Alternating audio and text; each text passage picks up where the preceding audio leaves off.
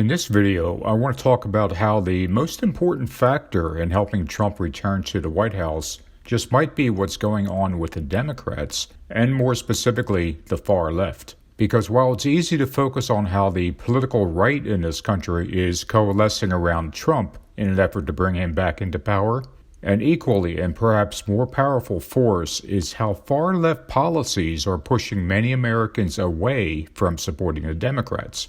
We see this being played out in real time as issue after issue is coming to the forefront all at once. And many of these issues not only rile up conservatives and independents, but leave moderate Democrats with a distinct impression that their party no longer represents them. This is especially true within the Hispanic community, which for decades has staunchly supported Democrats, but in recent years has become more open to Republican candidates as the left promoted issues that they were opposed to.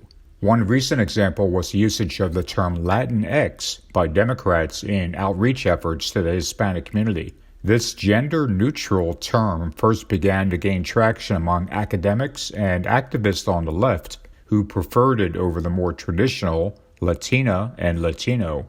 Those on the left who preferred the term Latinx evidently presumed that the Hispanic community as a whole would also prefer the term Latinx, or at the very least, that they would quickly warm up to its usage.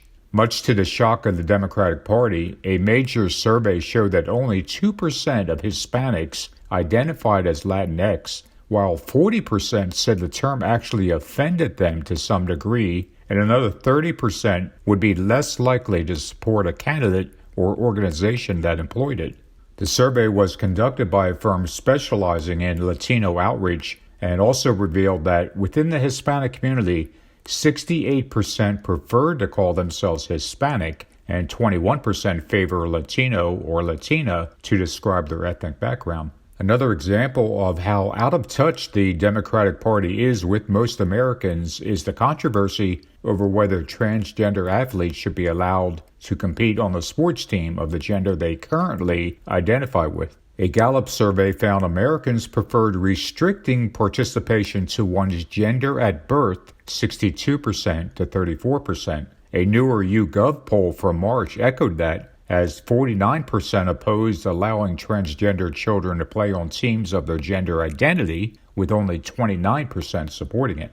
And then there's the issue of CRT, or critical race theory, which Republicans claim is being taught in many schools, while Democrats contend that CRT being taught in schools is not even a real thing. Perception is everything. A recent Economist YouGov poll, which is certainly not a conservative pollster, collected political party affiliation regarding CRT. Of all voters, only 38% responded they had a somewhat or very favorable view of critical race theory. Republicans' success at amplifying CRT to appear much more commonplace than it really is nevertheless resonates as being plausible with many conservative Democrats who have legitimate fears with how far left their party has drifted.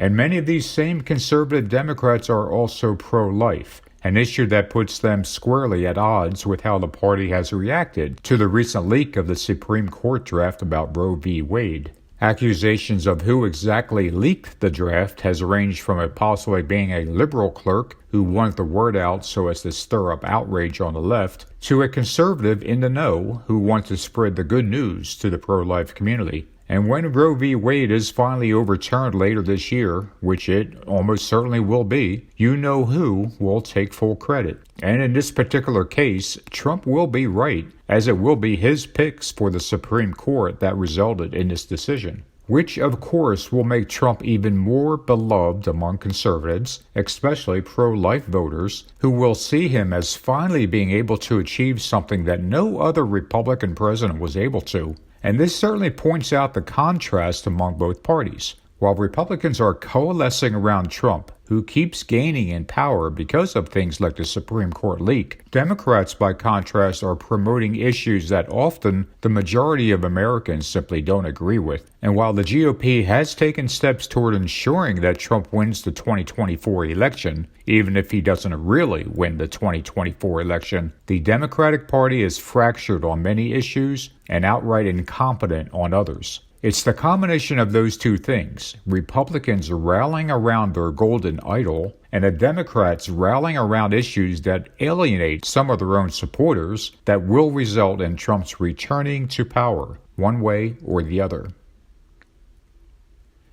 Thank you for watching, and if you care to leave a comment, please do. As always, kindly be respectful in your comments, especially towards those with whom you disagree. I'll talk to you guys soon.